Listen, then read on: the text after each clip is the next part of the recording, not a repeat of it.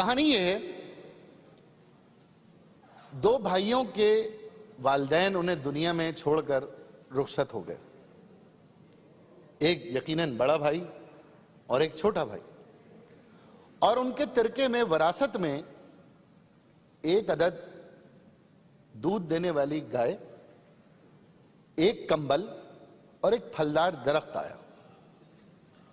बड़े भाई क्योंकि बहुत सियाने थे, समझदार थे और बड़े भी थे, उन्होंने क्या कहा, छोटे भाई से ये कहा कि ऐसे करते हैं, इसकी आपस में बांट लेते हैं इसको। अब कंबल काट तो नहीं सकते, दरख्त भी नहीं काट सकते, गाय भी नहीं काट सकते। ऐसे करो, गाय का पिछला हिस्सा थोड़ा गंदा होता है, उसने गोबर ओबर होता है, वो मैं देख लूंगा। अगला हिस्सा साफ सुथरा होता है, तुम्हें चारा खिलाना वो तुम ले लो।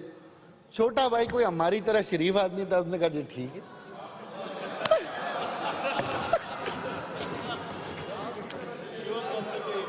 सुनिए तो अच्छा, अब कंबल का क्या करें? बड़ा भाई फिर हस्बे रिवायत हुकूमत।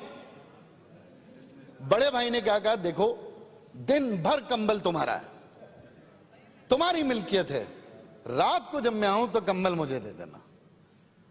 अब वो छोटे भाई ने कहा हाँ जी ठीक है। वो छोटा भाई बेचारा कराची वाला, उसने कहा ठीक है जी, कंबल आप रात को आप ले लो। अब फलदार दरख्त भी था। बड़े भाई ने कहा देखो तुम छोटे हो, कहां ऊपर चढ़ोगे, फल तोड़ोगे, तुम नीचे रहो, ये घास फूस काटो, पानी दो, मैं ऊपर का हिस्सा ले लेता हूं, नीचे का तुम ले लो। छोटा भाई बेचारा हैदराबाद का निकला, उसने कहा ठीक है जी, आप ऊपर का ले लें, मैं नीचे का ले। अब जिंदगी गुजर रही। बड़ा भाई रात को आए, कंबल ताने सो जाए, छोटा सर्दी में ठिठरता रहे। बड़े भाई को भूख लगे, गाय का पिछला हिस्सा है, दूध निकाले पी जाए, छोटा वाला आगे घास ही खिलाता रह जाए। और फिर उसके बाद जब फल खाने की बारी आए, बड़ा भाई ऊपर चढ़े, फल तोड़े खाए, और छोटे भाई को पानी डालने पे लगाया हुआ है। फिर वहां से, क्योंकि सूफियों की सरजमीन है, तो एक सूफी गुजरे, बड़े दानिशमंद वो गुजरे, उन्होंने छोटे भाई के कान में कुछ कह दिया।